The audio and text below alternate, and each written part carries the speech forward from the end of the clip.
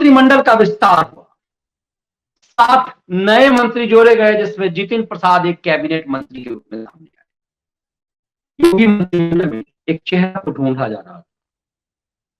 वो चेहरा था भारत के प्रधानमंत्री के पूर्व सचिव ए के शर्मा का।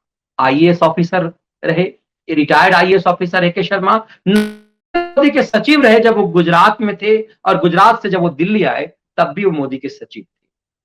अब उस ए के शर्मा का नाम मंत्रिमंडल में नहीं है, जितिन प्रसाद का।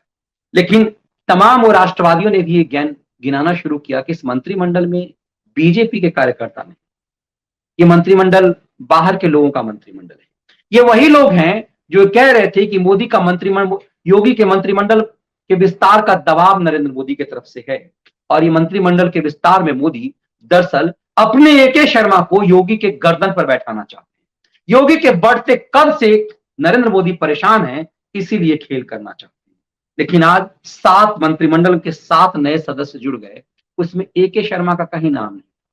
ये चीजें बताती है कि किस तरह से परसेप्शन का खेल होता है, और उस खेल के खिलाड़ी योगी और मोदी के दांव में पूरी तरह से फिसलते जा रहे हैं।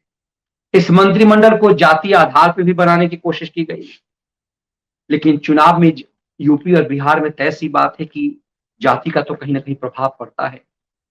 ऐसे कंडीशन में जितिन प्रसाद के एक ब्राह्मण चेहरा को लेकर के एक नया मुद्दा बनाया कि मोदी योगी के खिलाफ जो ब्राह्मण विरोधी होने का आरोप लगता है, दरअसल उन्होंने इसको काटा है।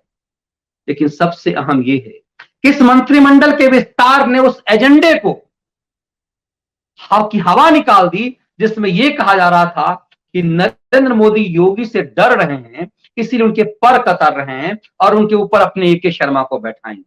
हाल के दिनों में जिस तरह से नरेंद्र मोदी ने योगी की तारीफ की, उस तरह की तारीफ कभी कोई प्रधानमंत्री अपने मुख्यमंत्री की नहीं करता। इससे साबित होता है कि आप उस परसेप्शन के खेल को कैसे समझें, ताकि जो गलती मध्य प्रदेश में हुई खैरातियों की वापसी की, वो दोहराई ना जा सके। योगी मंत्रिमंडल के विस्तार ने तमाम परसेप्शन को फिर से धो करके रख दिया। इसीलिए हमने आपको इस पूरे प्रकरण में ये समझाने की कोशिश की, बताने की कोशिश की, बंगाल से लेकर उत्तर प्रदेश तक कांग्रेस के षड्यंत्र को पाकिस्तान से होते हुए यूएन तक, इस खेल को समझना क्यों जरूरी है।